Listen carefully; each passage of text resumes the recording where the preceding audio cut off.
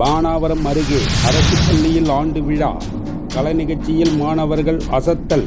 வெற்றி பெற்ற மாணவர்களுக்கு பரிசுகள் வழங்கி பாராட்டு.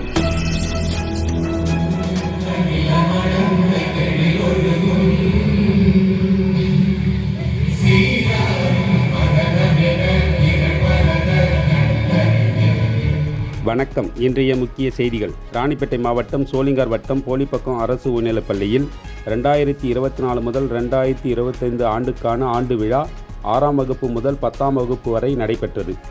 மேலும் இந்த ஆண்டு விழாவில் பல்வேறு போட்டிகளில் மாணவ மாணவியர்கள் பங்கு பெற்று தங்களின் திறமைகளை வெளிப்படுத்தினர். இப்பள்ளியில் சுமார் 300 மாணவர்கள் படித்து வருகின்ற நிலையில் இந்த ஆண்டுக்கான கலை விழா நேற்று நடந்தது. நிகழ்ச்சிக்கு தலைமை ஆசிரியர் கமலக்கண்ணன் தலைமை தாங்கினார். ஆசிரியர்கள் முருகன் வரவேற்றார். துணைத் தலைவர் என் நாராயணன், ஆசிரியர்கள் கிருஷ்ணன் ஆகியோர் முன்னிலை வகித்தனர்.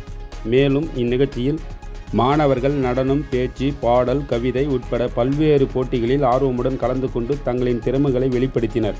இதில் வெற்றி பெற்ற மாணவர்களுக்கும் அதிக மதிப்பெண் எடுத்த மாணவ மாணவியர்களுக்கும் சிறப்பு அழைப்பாளர்களான சோளிங்கர் கிழக்கு முன்னாள் திமுக கழக செயலாளர் மற்றும் பெற்றோர் கழக தலைவருமான செல்வம் மற்றும் போலிப்பாக்கம் ஊராட்சி மன்ற தலைவர் எம் கார்த்திக் ஆகியோர் பரிசுகள் வழங்கி பாராட்டி வாழ்த்தினார்கள்.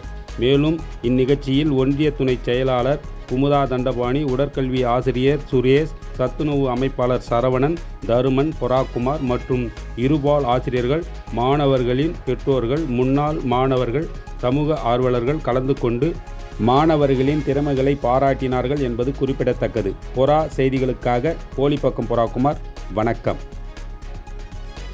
ஆண்டு நிகழ்ச்சியை சிறப்பான முறையில் தலைமையேற்று நடத்தி கொண்டிருக்கின்ற பள்ளியினுடைய தலைமை ஆசிரியர் ஐயா அவர்களே, இந்த நிகழ்ச்சியில் கலந்து கொண்டிருக்கின்ற சிறப்பு விருந்தினராக கலந்து கொண்டிருக்கின்ற ஊராட்சி மன்றத்தினுடைய தலைவர் கார்த்திக் அவர்களே, பள்ளியினுடைய ஆசிரியர் பெருமக்களே, இந்த நிகழ்ச்சியில் கலந்து கொண்டிருக்கின்ற துணைத் தலைவர் அவர்களே, அண்ணன் தருமன் அவர்களே, நண்பர் குமார் அவர்களே, திரளாக பங்கேற்றிருக்கின்ற பள்ளி மாணவ மாணவியர்களே, பெற்றோர்களே, முன்னாள் மாணவர்களே, சமூக ஆர்வலர்களே, உங்கள் அனைவருக்கும்